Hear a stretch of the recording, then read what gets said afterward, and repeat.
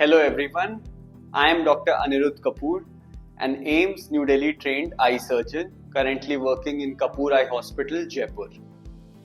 बहुत सारे पेशेंट्स हमसे ये पूछते हैं कि मेरे लिए कौन सी लेजर सर्जरी बेस्ट है, PRK, लेसिक या स्माइल। सो आज हम डिस्कस करने वाले हैं the 3 main types of laser vision correcting surgeries. तीनों सर्जरीज में लेजर द्वारा हमारा कॉर्निया का शेप चेंज किया जाता है और जिसका मेन गोल होता है बिना चश्मे के क्लियर रोशनी पाना। फर्स्ट हम डिस्कस करेंगे PRK के बारे में, जिसको कहते हैं फोटो रिफ्रैक्टिव केरेटेक्टमी। डिफरेंट कंपनीज के ब्रांड नेम से ये एपिकॉन्टूरा, स्मार्ट सरफेस या फिर ट्रांस PRK के नाम से पॉपुलराइज्ड है।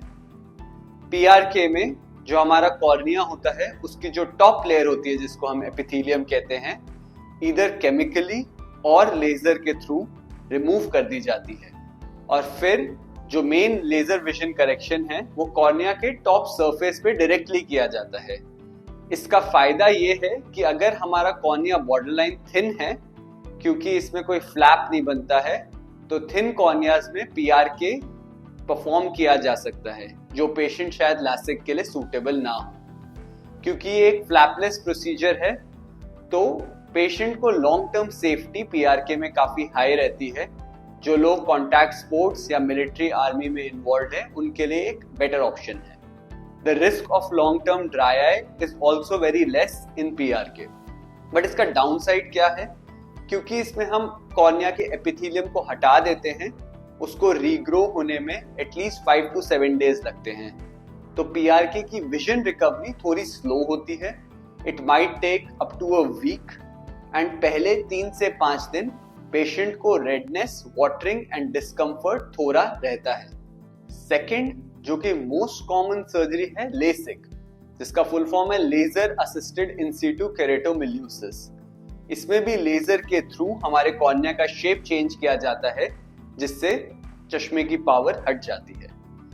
पर इसमें फर्क क्या है? लेसिक में एक फ्लैप प्रोसीजर किया जाता है, तो इसमें हमारे कॉर्निया का जो टॉप 100 to 120 माइक्रोन है उसको एक ब्लेड या फिर एक लेजर द्वारा कट किया जाता है और कॉर्निया का टॉप लेयर का एक फ्लैप बना दिया जाता है। जो रिमेनिंग कॉर्नियल बेड है उस पे सेकेंड लेजर फायर होता है जो कि कॉर्निया का शेप चेंज करता है और चश्मे का नंबर जिसकी वजह से हट जाता है। बाद में वो फ्लैप जो रिमेनिंग कॉर्नियल बेड है उसके ऊपर वापस से डिपॉजिट कर दिया जाता है। So LASIK, one of the most oldest, well-tested and most popular laser vision surgery है। उसका main advantage ये है क्योंकि vision recovery is very quick. Up to 90 to 95% patients gain their best vision in 24 hours and patient को minimal pain and discomfort रहता है।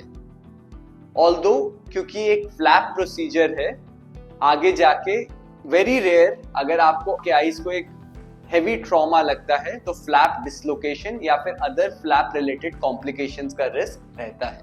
The third form of surgery is calyx और केरेटोलेंटिक्यूल extraction, जिसको most popularly smile which is an FDA approved procedure के नाम से जाना जाता है। ऑल्दो क्लियर एंड सिल्क भी एक लेंटिक्यूल बेस्ड प्रोसीजर्स ही हैं। इस सर्जरी में एक 2 to 4 मिलीमीटर इंसिजन बनाया जाता है कॉर्निया पे लेजर द्वारा और कॉर्निया के बीच में से एक disc shaped lenticule laser fire करके डिसेक्ट करता है, जो कि हम रिमूव कर देते हैं उस 2 to 4 मिलीमीटर इंसिजन से। अगेन ये एक फ्लैपलेस प्रोसीजर है, तो कॉर्निया की strength as compare to LASIK ज्यादा बेटर रहती है। The chances of dry eye is lesser, but the only downside is कि अगेन इसकी रिकवरी लेसिक जैसी फास्ट नहीं होती है। It might take up to some few days to a week for the vision to get stabilised. So हर patient के लिए डिपेंडिंग उनके कॉर्निया के मेजरमेंट्स क्या है, उनके पर्सनल रिक्वायरमेंट्स क्या है, उनके जॉब एंड ऑक्यूपेशन क्या है, हम डिसाइड करते हैं कि which procedure is best for them after discussing किसके क्या बेनिफिट्स एंड डाउनसाइड्स हैं। There is no one fit all surgery and every procedure is specific for every patient. So before going for your laser vision surgery, discuss with your doctor कि आपके लिए best कौन सी suitable surgery रहेगी. If you want more information on this, please feel to visit our hospital or contact us on the number given below. Thank you.